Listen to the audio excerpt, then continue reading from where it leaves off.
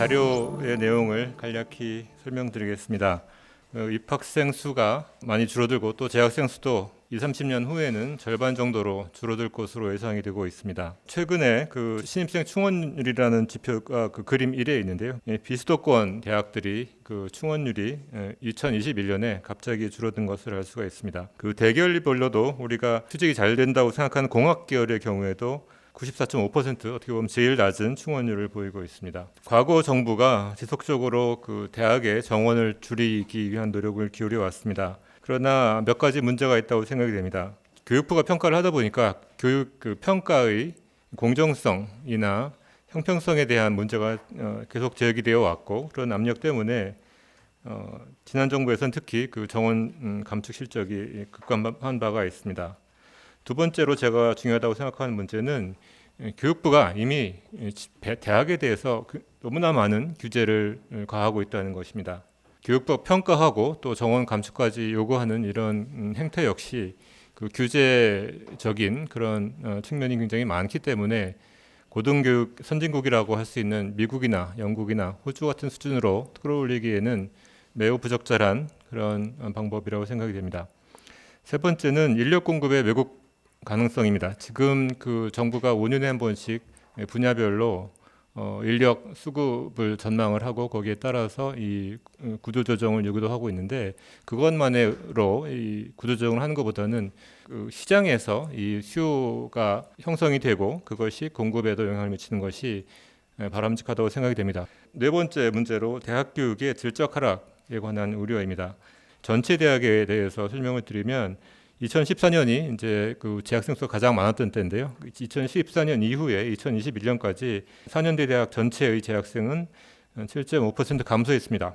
근데 학과 규모는 그것보다 더 많이 감소했고요. 그러다 보니까 학과 수는 조금 0.7% 늘어났습니다. 제일 학과 규모가 많이 줄어든 것은 이제 비수도권 국립입니다. 비수도권 국립 같은 경우에는 재학생 수가 8.8% 줄어들었는데 학과당 학생 수는 13.8%, 그러니까 7분의 1 정도 감소했고요. 반면에 학과 수는 오히려 늘어났습니다.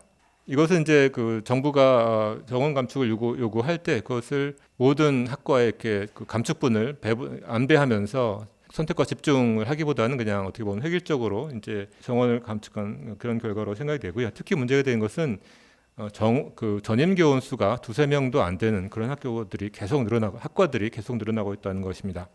그래서 공급과 수요 측면에서 한번 살펴봤습니다. 전체적으로 보면 특히 국립대의 경우에 이렇게 정원 조정이 안 일어난다고 대답하는 경우가 많았고요. 특히 비수도권 국립 같은 경우에는 35%에 달했습니다. 비수도권에는 국립대학들은 이런 구조조정의 노력이 상대적으로 상당히 미흡하다고 생각이 듭니다.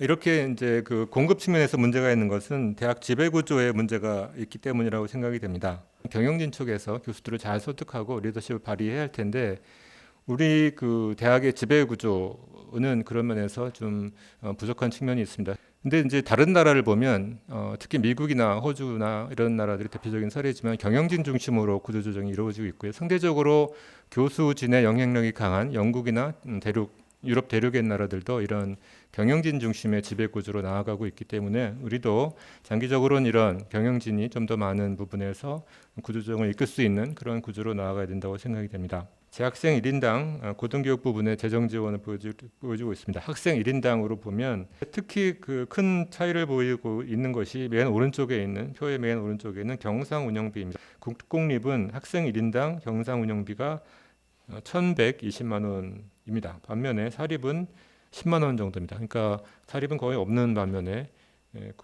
국공립 같은 경우에는 정부가 이런 인건비를 포함한 경상비를 지원해 두다 보니까 사실 구조조정을 추진할 뚜렷한 그런 동력이 없다고 생각이 됩니다. 학생들도 문제가 있다고 생각이 됩니다. 그러니까 수요자인 학생들이나 학부모들도 문제가 있다고 생각이 되는데요.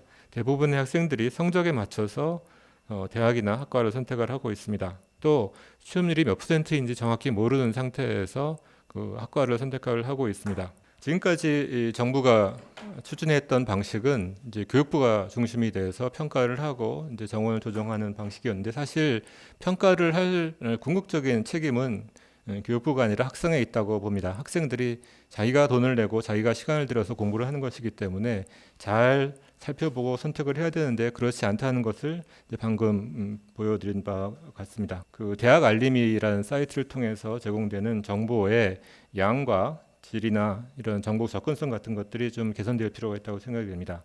제가 생각할 때 취업률뿐만 아니라 연봉도 공개를 해야 된다고 생각이 됩니다. 규제 완화가 좀 많이 필요하다고 생각이 됩니다. 이제 크게 보면 등록금 규제 완화하고 수도권 입학 정원 규제의 완화가 필요하다고 생각이 됩니다. 물론 이제 이렇게 되면 학자금 부담이 커질 텐데요.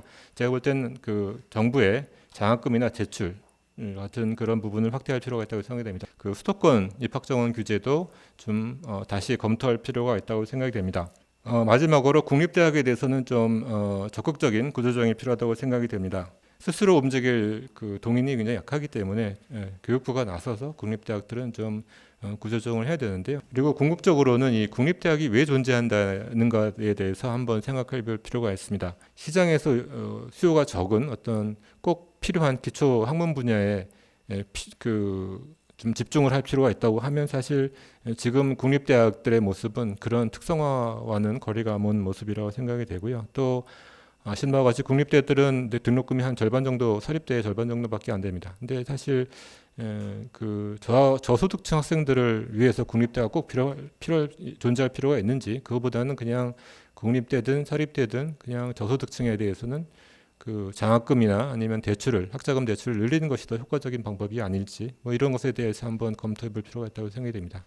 그래서 국립대의 존재의 의미 자체를 좀 재검토하는 것이 앞으로 중요한 과제가 아닐까 생각이 됩니다.